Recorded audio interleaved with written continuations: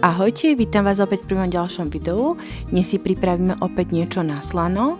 Ak neviete, ako obzvláštniť vaše chlebíky obložené, tak si poďte pripraviť so mňou výbornú chlebíkovú nátierku. Na jej prípravu budeme potrebovať mäkkú salámu, udený alebo neudený tvrdý syr, kyslé sterilizované uhorky, vajíčka uvarené natvrdo, zemiak uvarený v šupke, soľ, mleté čierne korenie a tatarskú omáčku.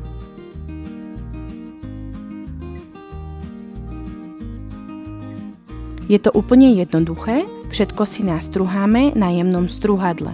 Takže do misky si nastruháme jemnú salámu,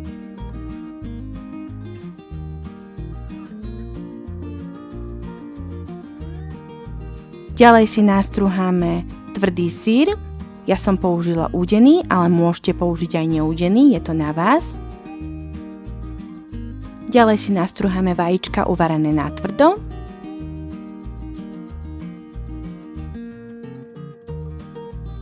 Ďalej pol zemiaka uvareného v šupke.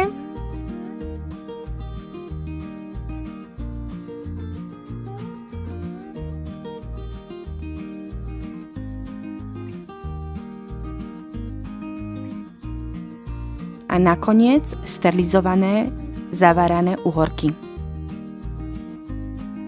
Ďalej pridáme do toho soľ,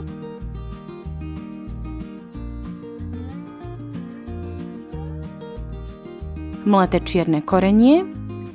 Tieto koreniny pridávame podľa chuti.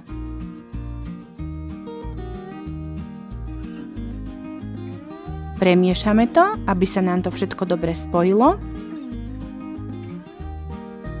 A pridáme tatarskú omáčku. Všetko to premiešame. A takto pripravenú nátierku dáme do chladničky aspoň na 3 hodiny.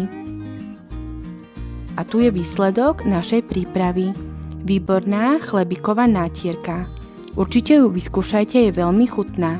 Takže ak sa vám toto video páčilo, nezabudnite dať like. Ak ste zvedaví, čo si budeme pripravovať na budúce, nezabudnite kliknúť na odber. Ahojte!